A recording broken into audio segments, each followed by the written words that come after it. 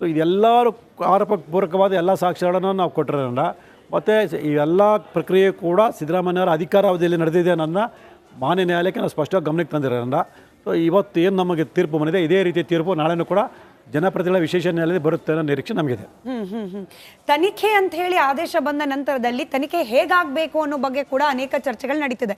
ಅಂದ್ರೆ ನೇರವಾಗಿ ಯಾವುದಾದ್ರೂ ಸಪರೇಟ್ ಆದ ತನಿಖಾ ಸಂಸ್ಥೆಗೆ ಹ್ಯಾಂಡ್ ಓವರ್ ಮಾಡಬೇಕಾ ಅಥವಾ ನ್ಯಾಯಪೀಠದಿಂದ ತನಿಖೆಗಳಾಗಬೇಕಾ ಅಥವಾ ಲೋಕಾಯುಕ್ತನ? ನಿಮ್ಮ ಆಗ್ರಹ ಏನಿದೆ ಅಂತ? ಮೇಡಮ್, ನಾವು ರಾಜ್ಯ ಸರ್ಕಾರದ ವ್ಯಾಪ್ತಿಗೆ ಒಳಪಡದೇ ಇರತಕ್ಕಂಥ ತನಿಖಾ ಸಂಸ್ಥೆ ತನಿಖೆ ನಡೆಸಬೇಕು ಅನ್ನೋ ನಮ್ಮ ಒಂದು ಮನವಿ ಆಗಿದೆ. ಸೊ ಈ ಹಿನ್ನೆಲೆಯಲ್ಲಿ ಈ ಪ್ರಕರಣವನ್ನು CBI ಕೊಟ್ಟಿದ್ದಲ್ಲಿ ನಾವು ಮನವಿ ಮಾಡ್ಕೊಂಡಿದ್ದೀವಿ. ನಮಗೆ ಬಂದಿರೋ ಪ್ರಕಾರ ಜನಪ್ರತಿನಿಧಿಗಳ ವಿಶೇಷ ನ್ಯಾಯಾಲಯಕ್ಕೆ CBI ವಹಿಸೋದಕ್ಕೆ ಅಧಿಕಾರ ಇಲ್ಲದೇ ಇರೋದ್ರಿಂದ ಸೊ ಲೋಕಾಯುಕ್ತ ಪೊಲೀಸ್ ಇದರಲ್ಲಿ ಪ್ರಕರಣ ದಾಖಲಾಗುತ್ತೆ. ಅದನ್ನು ಆಧರಿಸಿ ನಾವು ಮಾನ್ಯ ಉಚ್ಚ ನ್ಯಾಯಾಲಯಕ್ಕೆ ಒಂದು ಅರ್ಜಿಯನ್ನು ಸಲ್ಲಿಸಿ ಈ ಪ್ರಕರಣ CBIಗೆ ವಹಿಸೋದಕ್ಕೆ ನಾವು ಮನವಿಯನ್ನು ಮಾಡ್ಕೊಳ್ತೀವಿ. ಈ 3 ದೂರುದಾರರ ಪೈಕಿ ಸ್ನೇಹಮಯಿ ಕೃಷ್ಣ ಅವರೇ, ನೀವು ಹಾಗೆ ಮತ್ತೊಬ್ಬ ದೂರುದಾರರು ಜನಪ್ರತಿನಿಧಿಗಳ ನ್ಯಾಯಾಲಯದಲ್ಲಿ ಅಥವಾ 3 ಜನ ಸಲ್ಲಿಕೆ ಮಾಡಿರೋದಾ? ಇಲ್ಲ ಮೇಡಮ್, ಇಬ್ಬರು ಮಾಡಿರೋದು. ಸೊ ಇಬ್ಬರ ಆಗ್ರಹ ಕೂಡ ಒಂದೇ ನಿಟ್ಟಿನಲ್ಲಿ ಇದೆಯಾ? ಯಾಕಂದ್ರೆ ಮತ್ತಲ್ಲೇನಾದ್ರೂ ಕಾನ್ಫ್ಲಿಕ್ಟ್ ಆಫ್ ಇಂಟ್ರೆಸ್ಟ್ ಅನ್ನೋ ರೀತಿಯಲ್ಲಾಗಿ ಮತ್ತಷ್ಟು ಕಾಂಪ್ಲಿಕೇಟೆಡ್ ಆಗೋ ಸಾಧ್ಯತೆ ಏನಾದರೂ ಇದೆಯಾ? ಇಲ್ಲ ಮೇಡಮ್, ಆ ಥರ ಯಾವುದೂ ಇಲ್ಲ. 3 ಜನರ ಉದ್ದೇಶ ಒಂದೇ. ಏನು ಮೈಸೂರು ನಗರಾಭಿವೃದ್ಧಿ ಪ್ರಾಧಿಕಾರದಲ್ಲಿ ಅಕ್ರಮ ವ್ಯವಹಾರ ನಡೆದಿದೆ, ಸೊ ಅದ್ರ ಬಗ್ಗೆ ತನಿಖೆ ನಡೆಸಬೇಕು ಅನ್ನೋದೇ ಎಲ್ಲರೂ ಒಂದು ಆಗ್ರಹ ಆಗಿದೆ. ಸೊ ಈಗ ಜನಪ್ರತಿನಿಧಿಗಳ ನ್ಯಾಯಾಲಯ ನಾಳೆ 2 ಅರ್ಜಿಗೆ ಸಂಬಂಧಪಟ್ಟಂತೆ ತೀರ್ಪು ನೀಡುತ್ತಾ? ನಿಮ್ದು ಹಾಗೆ ಮತ್ತೊಬ್ಬ ದೂರುದಾರರದ್ದು? ಇಲ್ಲ ಮೇಡಮ್, ಆದೇಶಕ್ಕೆ ನಮ್ದು ಮಾತ್ರ ಇರೋದು. ಓಕೆ. ಸೊ TJ ಪ್ರಕರಣದ ಇನ್ನೂ ಅವ್ರದ್ದು ವಾದ ವಿವಾದ ಬಾಕಿ ಇದೆ. ಓಕೆ. ಸೊ ನಿಮ್ಮ ಪ್ರಕರಣದಲ್ಲಿ ನಾಳೆ ತೀರ್ಪು ಹೊರಬಿದ್ದ ನಂತರದಲ್ಲಿ ಹೇಗಿರುತ್ತೆ ಸರ್ ನಿಮ್ಮ ಮುಂದಿನ ಕಾನೂನಾತ್ಮಕ ಹೋರಾಟ? ಅಲ್ಲಿಗೆ ಮುಗ್ದೋಯ್ತಾ? ನೀವು ತನಿಖೆ ಆಗಬೇಕು ಅಂತ ಹೇಳಿ ರಿಕ್ವೆಸ್ಟ್ ಮಾಡ್ಕೊಳ್ತಿದ್ರಿ, ತನಿಖೆಗೆ ಇನ್ ಕೇಸ್ ಆದೇಶ ಸಿಕ್ಕಿದ್ರೆ ಮುಗ್ದೋಯ್ತಾ ಸ್ನೇಹಮಯಿ ಕೃಷ್ಣ ಅವರ ಹೋರಾಟ? ಇಲ್ಲ ಮೇಡಮ್, ಇದು ಇವಾಗ ಪ್ರಾರಂಭ. ಇದು ಏನು ಇದೆ, ಇದು ಪ್ರಾರಂಭ. ನಮಗೆ ಮುಂದಿನ ಇದರಲ್ಲಿ ಸಾಕಷ್ಟು ಹೋರಾಟಗಳು ಮುಂದುವರಿಯುತ್ತೆ. ಈ ಮೊಕದ್ದಮೆ ದಾಖಲಾದ ನಂತರ ಹೇಳೋದಲ್ಲ, ಈಗಾಗಲೇ ಹೇಳಿದಾಗೆ ಪ್ರಕರಣ CBI ತನಿಖೆ ಕೊಡಿಸುವಂಥ ಪ್ರಯತ್ನ ನಡೆಯುತ್ತೆ. ಆ CBI ಕೊಟ್ಟ ನಂತರ ಸೊ ನಮ್ಮ ಹತ್ರ ಇರೋ ದಾಖಲಾತಿಗಳನ್ನ ಆಧಾರನ CBI ತನಿಖಾಧಿಕಾರಿಗೆ ಕೊಟ್ಟು ಆ ಹಿನ್ನೆಲೆಯಲ್ಲಿ ನಿಷ್ಪಕ್ಷಪಾತ ತನಿಖೆ ನಡೆಸೋದಕ್ಕೆ ಏನೇನು ಬೇಕೋ ಅವೆಲ್ಲ ಪ್ರಕ್ರಿಯೆಗಳನ್ನ ನಾನು ಮುಂದುವರಿಸಬೇಕಾಗುತ್ತೆ. ಓಕೆ. ಇವತ್ತಿನ ಕೋರ್ಟ್ನ ತೀರ್ಪು, ನ್ಯಾಯಮೂರ್ತಿ ನಾಗಪ್ರಸನ್ನ ಅವರು ಕೊಟ್ಟಿರುವ ಆದೇಶ, ಅದರ ಬಗ್ಗೆ ಹೇಳೋದಾದ್ರೆ ಬಹಳ ಸುದೀರ್ಘವಾದ ತೀರ್ಪನ್ನೇ ನೀಡಿದ್ದಾರೆ, 197 ಪುಟಗಳದ್ದು. ಸೊ ಅದ್ರ ಬಗ್ಗೆ ನಿಮಗೆ ಎಷ್ಟು ಸಮಾಧಾನ ಇದೆ? ಪ್ರಮುಖವಾಗಿ ನೀವು ಗಮನಿಸಿದಂತೆ ಯಾವೆಲ್ಲ ಅಂಶಗಳು ಪ್ರಸ್ತಾಪ ಮಾಡಿದ್ದಾರೆ ತಮ್ಮ ಆದೇಶದಲ್ಲಿ ಅಂತ? ಮೇಡಮ್, ಮೊದಲನೇದೇ ಮುಖ್ಯವಾಗಿ ಗಮನಿಸಬೇಕಾಗಿರೋದು 2 ಅಂಶಗಳನ್ನು. ಒಂದು, ಅವ್ರು ವಾದ ಮಾಡ್ತೀವಿ ಅಂದರೆ ರಾಜ್ಯಪಾಲರು ಕೊಟ್ಟಿರೋಂಥ ಅನುಮತಿ ಕಾನೂನು ಬಾಹಿರ ಅಂತ ಹೇಳ್ತಿದ್ರು. ಅದು ಕಾನೂನು ಬಾಹಿರ, ಕಾನೂನುಬದ್ಧವಾಗಿದೆ ಅನ್ನೋದು ಮಾನ್ಯ ನ್ಯಾಯಾಲಯ ಪರಿಗಣಿಸಿದೆ. ಸೊ ಎರಡನೇದು, ಈ ಒಂದು ಪ್ರಕರಣದಲ್ಲಿ ಸಿದ್ದರಾಮಯ್ಯ ಪಾತ್ರ ಯಾವುದೇ ಇಲ್ಲ, ಸುಳ್ಳು ಆರೋಪ ಮಾಡಿದ್ರಂತ ಏನು ಆರೋಪ ಮಾಡಿದ್ರು ಅದು ಸುಳ್ಳು. ಇದರಲ್ಲಿ ಸಿದ್ದರಾಮಯ್ಯ ಪಾತ್ರ ಇದೆ, ಹಾಗಾಗಿ ಇದು ತನಿಖೆ ನಡೆಯುವ ಅವಶ್ಯಕತೆ ಅಂತೇಳಿ ಮಾನ್ಯ ನ್ಯಾಯಾಲಯ ಪರಿಗಣಿಸಿದೆ. ಇವೆರಡು ಪ್ರಮುಖ ಅಂಶಗಳನ್ನ ಇಲ್ಲಿ ನಾವು ಗಮನಿಸಬೇಕಾಗಿದೆ. ಸೊ ಈ ಹಿನ್ನೆಲೆಯಲ್ಲಿ ಸೊ ನಾವು ಏನು ಆರೋಪ ಮಾಡಿದ್ವಿ ಅದು ನಿಜ ಅನ್ನೋದು ರಾಜ್ಯದ ಜನತೆಗೆ ಗೊತ್ತಾಗಿದೆ. ಸಿದ್ದರಾಮಯ್ಯನವರ ಪಾತ್ರ ಇದೆ ಅನ್ನೋದು ಸ್ಪಷ್ಟವಾಗಿ ಉಲ್ಲೇಖ ಆಗಿದೆ, ನಮಗೆ ಸಿಕ್ಕಿದೆ. ಬಟ್ ನಾನು ಇನ್ನ ಡೀಟೇಲ್ ಆಗಿ ಗಮನಿಸಲಿಲ್ಲ ಆದೇಶವನ್ನ. ಸಿದ್ದರಾಮಯ್ಯನವರ ಪಾತ್ರ ಇದೆ ಅನ್ನೋ ಅಂಶವೇ ಉಲ್ಲೇಖ ಆಗಿದೆಯಾ ತೀರ್ಪಿನಲ್ಲಿ? ನಾನು ಇನ್ನೂ ತೀರ್ಪನ್ನು ಓದಿಲ್ಲ ಮೇಡಮ್. 197 ಪುಟಗಳ ಸುದೀರ್ಘ ಒಂದು ತೀರ್ಪು ಆಗಿರೋದ್ರಿಂದ ಸೊ ಮತ್ತು ಈಗ ಕೆಲವು ಗಂಟೆಗಳ ಮುಂದೆ ಬಂದಿರೋದ್ರಿಂದ ಇನ್ನೂ ಪೂರ್ತಿ ಓದೋಕ್ಕಾಗಿಲ್ಲ. ಸೊ ಮೇಲ್ನೋಟಕ್ಕೆ ಆಗ ಅನಿಸಿರೋದನ್ನೇ ಅವರ ಅರ್ಜಿಯನ್ನು ವಜಾ ಮಾಡಿದೆ. ಈ ಸಿದ್ದರಾಮಯ್ಯ ಪಾತ್ರ ಇಲ್ಲ ಅನ್ನೋದು ಕಂಡು ಬಂದಿದ್ರೆ ಖಂಡಿತವಾಗ್ಲೂ ಅವರ ಆ ಅರ್ಜಿಯನ್ನು ಪುರಸ್ಕರಿಸಿ ಆದೇಶ ಮಾಡ್ತಿದ್ರು. ಸೊ ಇಲ್ಲಿ ನಮ್ಮ ಮನವಿನ ಪುರಸ್ಕರಿಸಿರೋದ್ರೆ ಸೊ ಸಿದ್ದರಾಮಯ್ಯ ಪಾತ್ರ ಇದರಲ್ಲಿ ಮೇಲ್ನೋಟಕ್ಕೆ ಕಂಡು ಬಂದಿದೆ ಅನ್ನೋದು ಸ್ಪಷ್ಟ ಗೊತ್ತಾಗುತ್ತೆ. ಓಕೆ. ನಿಮ್ಮ ಪರ ವಕೀಲರು ಕೂಡ ಬಹಳ ವಿತ್ ಡಾಕ್ಯುಮೆಂಟ್ಸ್ ವಾದ ಮಂಡನೆ ಮಾಡಿದ್ರು, ಸುದೀರ್ಘವಾದ ಅಂಶಗಳನ್ನು. ಅದರಲ್ಲೂ ಸಿದ್ದರಾಮಯ್ಯನವರ ಪಾತ್ರ ಏನು ಅನ್ನೋ ನೇರ ಪ್ರಶ್ನೆನೇ ಬಂತು.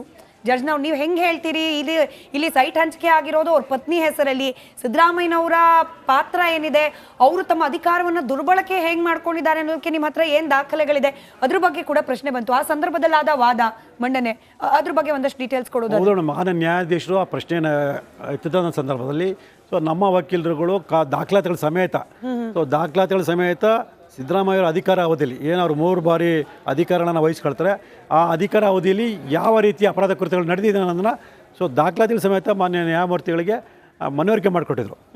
ಸೊ ಇದೆಲ್ಲ ಗಮನಿಸಿದ ಮಾನ್ಯ ನ್ಯಾಯಾಲಯ ಇವತ್ತು ಈ ತೀರ್ಪನ್ನು ನೀಡಿದೆ. ಇದೊಂದು ಐತಿಹಾಸಿಕ ತೀರ್ಪು ಅಂತಲೇ ಹೇಳ್ಬೋದು. ಯಾಕೆ ಅಂತ ಹೇಳಿದ್ರೆ ಭ್ರಷ್ಟ ರಾಜಕಾರಣಿಗಳು ತಮ್ಮ ಅಧಿಕಾರವನ್ನು ದುರ್ಬಳಕೆ ಮಾಡಿಕೊಂಡು ಸರ್ಕಾರಿ ಆಸ್ತಿಗಳನ್ನು ಅಂದರೆ ನಗರಾಭಿವೃದ್ಧಿ ಪ್ರಾಧಿಕಾರದಂಥ ಆಸ್ತಿಗಳನ್ನು ತಮ್ಮ ಸ್ವಂತ ಆಸ್ತಿಗಳಂತ ಹೇಗೆ ಮಾಡ್ಕೊಳ್ತಾರೆ ಅನ್ನೋದು ಈ ಪ್ರಕರಣದಲ್ಲಿ ಸ್ಪಷ್ಟವಾಗಿ ಕಂಡು ಬರುತ್ತೆ. ಇದರ ಜೊತೆಗೆ ಈ 17A ಅಡಿಯಲ್ಲಿ ಅನುಮತಿ ಕೊಟ್ಟಿದ್ರ ಬಗ್ಗೆನೇ ಸುದೀರ್ಘವಾಗಿ ವಾದ ಮಂಡನೆ ಆಯಿತು. ಪ್ರಶ್ನೆ ಇದ್ದಿದ್ದೇ ಅದು. ಅಂದ್ರೆ 17A ಅಲ್ಲಿ ಅನುಮತಿ ಕೊಡ್ಲಿಕ್ಕೆ ಮುಂಚೆ ಪ್ರಾಥಮಿಕವಾಗಿ ತನಿಖೆ ಆಗಿರಬೇಕಾಗಿತ್ತು, ರಾಜ್ಯಪಾಲರ ನಡೆಯೇ ಸರಿ ಇಲ್ಲ ಅಂತ ಹೇಳಿ. ಬಟ್ ಇದೇ ಪೀಠ ಅಂದ್ರೆ ನಾಗಪ್ರಸನ್ನ ಅವರದ್ದೇ ಪೀಠ ತೀರ್ಪನ್ನ ನೀಡಿದ್ದು ಕೂಡ ಇಲ್ಲಿ ನಿಮ್ಗೆ ಹೆಲ್ಪ್ಫುಲ್ ಆಯ್ತಾ ಈ ಪ್ರಕರಣದಲ್ಲಿ ಅಂತ ಈ ಹಿಂದೆ ಹೇಳಿದ್ರು. ಪೂರ್ವಾನುಮತಿ ಬೇಕು ತನಿಖೆಗೆ ಅನ್ನೋ ಕಾರಣಕ್ಕೇನೆ 17A ಅಡಿಯಲ್ಲಿ ರಾಜ್ಯಪಾಲರು ಅವಕಾಶವನ್ನ ಕೊಡೋದು, ಆದೇಶವನ್ನ ಕೊಡೋದು ಅಂತ ಹೇಳಿ. ಮೇಡಮ್ ಅಲ್ಲಿ ಏನು ಸಿದ್ದರಾಮಯ್ಯ ಪರ ವಕೀಲರು ಅವರ ವಾದದಲ್ಲೇ ಗೊಂದಲಗಳಿತ್ತು. ಅವ್ರೇನು ಹೇಳ್ತಾರೆ, ತನಿಖೆ ಮಾಡೋಕ್ಕಿಂತ ಮುಂಚೆ ಅಲ್ಲ ಪೂರ್ವಭಾವಿ ಅನುಮತಿ ಕೊಡೋಕ್ಕಿಂತ ಮುಂಚೆ ತನಿಖೆ ನಡಿಬೇಕು ಅಂತ ಹೇಳ್ತಾರೆ. ತನಿಖೆ ನಡೆಸಬೇಕು ಅಂದ್ರೆ ಪೂರ್ವಭಾವಿ ಅನುಮತಿ ಬೇಕು ಅಂತ ಹೇಳ್ತಾರೆ. ಇದಂದ್ರೆ ಕೋಳಿ ಮೊದಲ ಮೊಟ್ಟೆ ಮೊದಲ ಅನ್ನೋ ರೀತಿ ಅವ್ರು ಮಾತಾಡೋರು. ಸೊ ಮಾನ್ಯ ನ್ಯಾಯಮೂರ್ತಿಗಳು ಅದನ್ನೇ ಅವ್ರಿಗೆ ಪ್ರಶ್ನೆ ಕೇಳಿದ್ರು. ಸೊ ನೀವೇ ಒಂಥರ ಹೇಳ್ತೀರಾ ತನಿಖೆ ನಡೆಯೋಕ್ಕಿಂತ ಮುಂಚೆ ಅನುಮತಿ ಕೊಡಬಾರ್ದು ಅಂತ ಹೇಳ್ತೀರಾ, ಆದರೆ ತನಿಖೆ ನಡೆಯೋಕ್ಕಿಂತ ಅನುಮತಿ ಬೇಕು ಅಂತ ಹೇಳ್ತಾರೆ. ಮಾನ್ಯ ನ್ಯಾಯಾಲಯನ ಅದನ್ನ ಪ್ರಶ್ನೆ ಮಾಡಿ ಅವ್ರ ಗೊಂದಲ ಏನಿತ್ತು ಅದನ್ನು ಕೋರ್ಟ್ಗೆ ಮನವರಿಕೆ ಆಗಿತ್ತು ಸ್ಪಷ್ಟವಾಗಿ ಗೊತ್ತಾಗುತ್ತೆ. ಈಗ ನಾಳೆನೇ ಮುಖ್ಯಮಂತ್ರಿಗಳು ಸಲ್ಲಿಕೆ ಮಾಡೋ ಸಾಧ್ಯತೆ ಇದೆ ಅರ್ಜಿಯನ್ನ ಅಂತ ಹೇಳಲಾಗ್ತಾ ಇದೆ. ಸ್ನೇಹಮಯಿ ಕೃಷ್ಣ ಅವರೇ, ಬಹಳ ತರಾತುರಿಯಲ್ಲಿ ಅವರು ಕೂಡ ಆತಂಕಕ್ಕೊಳಗಾಗಿ ನಿರ್ಧಾರ ಕೈಗೊಳ್ತಿದ್ದಾರೆ ಅಂತ ಅನ್ಸುತ್ತಾ? ಬಟ್ ಕಾನೂನಾತ್ಮಕವಾಗಿ ಅವಕಾಶ ಇದೆ ಮೇಲ್ಮನವಿಯನ್ನ ಸಲ್ಲಿಕೆ ಮಾಡಲಿಕ್ಕೆ. ಬಟ್ ಮುಖ್ಯಮಂತ್ರಿಗಳ ಈ ನಡೆಯನ್ನ ಗಮನಿಸಿದಾಗ ಆತಂಕ ಅನ್ನೋದು ಅವ್ರಿಗೆ ಶುರು ಆಗಿದೆ ಅಂತ ಅನ್ನಿಸ್ತಿದೆಯಾ? ಮೇಡಮ್, ಈ ಪ್ರಕರಣ ಬಯಲಿಗೆ ಬರ್ತಾ ಇದೆ ಹಂಗೇನೆ ಸಿದ್ದರಾಮಯ್ಯ ವರ್ತನೆ ಗಮನಿಸೋಕೆ ಗೊತ್ತಾಗುತ್ತೆ. ಅವ್ರು ಆತಂಕಕ್ಕೆ ಒಳಗಾಗಿದ್ದಾರೆ. ಯಾಕೆ ಅಂತ ಹೇಳಿದ್ರೆ ಇದರಲ್ಲಿ ಅಕ್ರಮ ನಡೆದಿರೋದು ಅವ್ರಿಗೆ ಸ್ಪಷ್ಟವಾಗಿ ಗೊತ್ತಿದೆ. ಅದರಲ್ಲಿ ಅವ್ರ ಪಾತ್ರ ಇರೋದು ಕೂಡ ಅವ್ರಿಗೆ ಗೊತ್ತಿದೆ. ಸೊ ಹೀಗಾಗಿ ಅವ್ರ ಮೇಲ್ನೋಟಕ್ಕೆ ನನಗೆ ಯಾವುದೇ ರೀತಿಯ ಆತಂಕ ಇಲ್ಲ, ಭಯ ಇಲ್ಲ, ನಾನೇನು ತಪ್ಪು ಮಾಡಿಲ್ಲ ಅಂತ ಸಹ ಅವರು ಬಹಿರಂಗ ಹೇಳ್ಕೊಂಡ್ರು ಕೂಡ ಆಂತರಿಕವಾಗಿ ಅವ್ರಿಗೆ ಆತಂಕ, ಭಯ ಮತ್ತೊಂದು ಎಲ್ಲನೂ ಕೂಡ ಇದೆ ಅವ್ರಿಗೆ. ಈಗ ತನಿಖೆ ಅಂತ ಆಗುವ ಸಂದರ್ಭದಲ್ಲಿ ನಾನು ಮತ್ತೆ ಅದೇ ಪ್ರಶ್ನೆಯನ್ನ ಕೇಳ್ತೀನಿ ಸ್ನೇಹಮಯಿ ಅವರೇ. ಮುಖ್ಯಮಂತ್ರಿಯಾಗಿ ಮುಂದುವರಿಯೋಕೆ ಅವಕಾಶ ಇದೆ. ಅರವಿಂದ್ ಕೇಜ್ರಿವಾಲ್ ಅವರು ಜೈಲಲ್ಲಿ ಇಟ್ಕೊಂಡೇ ಆಡಳಿತವನ್ನ ನಡೆಸ್ತಾ ಇದ್ರು. ಯಾಕೆ ರಾಜೀನಾಮೆ ಕೊಡಬೇಕು ಅಂತ ಹೇಳಿ ಈಗ ಆಲ್ರೆಡಿ ಕಾಂಗ್ರೆಸ್ ಪಕ್ಷದ ಕೆಲವರು ಬ್ಯಾಟಿಂಗ್ ಮಾಡ್ಲಿಕ್ಕೆ ಪ್ರಾರಂಭ ಮಾಡಿದ್ದಾರೆ ಸಿದ್ದರಾಮಯ್ಯ ಪರವಾಗಿ. ಮೇಡಮ್, ಅವರ ಪಕ್ಷವೇ ಇತಿಹಾಸ ನೋಡಿದಾಗ ಇಂಥ ಆರೋಪ ಹೊತ್ತಂತಹ ಜನಪ್ರತಿನಿಧಿಗಳು ರಾಜೀನಾಮೆ ಕೊಡಬೇಕು ಅಂತ ಅವರೇ ಒತ್ತಾಯ ಮಾಡಿದ್ದಾರೆ. ಈಗ ಯಾವ ನೈತಿಕತೆ ಆಧಾರ ಮೇಲೆ ಅವ್ರು ರಾಜೀನಾಮೆ ಕೊಡಬಾರ್ದು ಅಂತ ಹೇಳ್ತಾರೆ, ಅದನ್ನ ಅವರೇ ಸ್ಪಷ್ಟೀಕರಣ ಕೊಡಬೇಕು.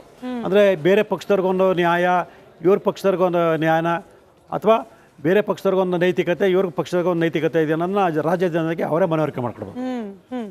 ಈಗ ಸಿದ್ದರಾಮಯ್ಯನವರು ಈಗಲೂ ಕೂಡ ಹೇಳ್ತಿರೋದೇನು ಅಂತಂದ್ರೆ ಕೇಂದ್ರ ಸರ್ಕಾರ ಪಿತೂರಿ ಮಾಡಿದೆ, ದ್ವೇಷದ ರಾಜಕಾರಣ ಮಾಡ್ತಾ ಇದೆ, ಅಲ್ಲಿಗೆ ದೂರುದಾರರಿಗೂ ಬಿಜೆಪಿಗೂ ಅಥವಾ ಕೇಂದ್ರ ಸರ್ಕಾರಕ್ಕೂ ಕನೆಕ್ಷನ್ ಇದೆ ಅನ್ನೋದನ್ನೇ ಪೊಲಿಟಿಕಲ್ ಸ್ಟೇಟ್ಮೆಂಟ್ ಇರ್ಬೋದು. ಬಟ್ ರಾಜ್ಯದ ಜನ ಇದನ್ನು ಕೂಡ ಗಮನಿಸ್ತಿರ್ತಾರೆ. ಮೇಡಮ್, ಒಬ್ಬ ಮುಖ್ಯಮಂತ್ರಿಯಾಗಿ ಇಂಥ ಹೇಳಿಕೆಗಳು ಹಾಸ್ಯಾಸ್ಪದ. ಮೋದಿ ಆಗಲಿ ಅಥವಾ BJP ಪಕ್ಷ ಆಗಲಿ ಅಥವಾ BJP ಸರ್ಕಾರ ಆಗಲಿ ಇವ್ರ ಬಾಮೈದನಿಗೆ ಮೂಡಕ್ಕೆ ಸಂಬಂಧಪಟ್ಟ ಸ್ವತ್ತನ್ನು ಕೃಷಿ ಭೂಮಿ ಅಂತೇಳಿ ಕ್ರಯಪತ್ರ ನೋಂದಣಿ ಮಾಡ್ಕೊ ಅಂತ ಹೇಳಿರಲಿಲ್ಲ. ಅಥವಾ ಏನು ಜಿಲ್ಲಾಧಿಕಾರಿಗಳು ಅನ್ಯಕ್ರಾಂತ ಆದೇಶ ಮಾಡಿದ್ರು ಅವರಿಗೆ ಈ ಥರ ಕಾನೂನು ಬಾಹಿರವಾಗಿ ಅನ್ಯಕ್ರಾಂತ ಆದೇಶ ಮಾಡಿ ಅಂತ ಹೇಳಿರಲಿಲ್ಲ. ಅಥವಾ ಇವರ ಮಲ್ಲಿಕಾರ್ಜುನ ಸ್ವಾಮಿಗೆ ಸಿದ್ದರಾಮಯ್ಯ ಹೆಂಡತಿ ಶ್ರೀಮತಿ ಪಾರ್ವತಿಯರಿಗೆ ಸುಳ್ಳು ದಾನಪತ್ರ ರಿಜಿಸ್ಟರ್ ಮಾಡ್ಕೊಂಡು ಅಂತ ಹೇಳಿಲ್ಲ. ಅಥವಾ ಅಕ್ರಮವಾಗಿ ನಿವೇಶನ ಪಡ್ಕೊಳ್ಳೋಕ್ಕೆ ಒಂದು ಅರ್ಜಿಯನ್ನು ಕೊಡಿ ಅಂತೇಳಿ ಶ್ರೀಮತಿ ಪಾರ್ವತಿಯರಿಗೆ BJPಯವರಾಗಲಿ ಮೋದಿ ಆಗಲಿ ಯಾರು ಹೇಳಿಲ್ಲ. ಇವೆಲ್ಲ ದಾಖಲಾತಿಗಳು ಇವರ ಅಧಿಕಾರ ಅವಧಿಯಲ್ಲಿ ಸೃಷ್ಟಿಯಾಗಿರೋಂಥದ್ದು. ಸೊ ಇವರ ಅಧಿಕಾರದಲ್ಲಿ ಇದ್ದಂಥ ಅಧಿಕಾರಿಗಳು ತಪ್ಪು ಮಾಡಿರೋಂಥದ್ದು. ಸೊ ಹಾಗಾಗಿ ಇದೆಲ್ಲ ಸುಮ್ಮನೆ ಅನಾವಶ್ಯಕವಾಗಿ ಜನರ ಗಮನನ ಬೇರೆ ಎಳೆಯೋದಕ್ಕೋಸ್ಕರ ಮಾಡ್ತಾ ಪ್ರಯತ್ನ. ರೈಟ್. ಇನ್ನೊಂದಷ್ಟು ಪ್ರಶ್ನೆಗಳು ಕೇಳೋದು ಬಾಕಿ ಇದೆ ಸ್ನೇಹಮಯಿ ಕೃಷ್ಣ ಅವರು.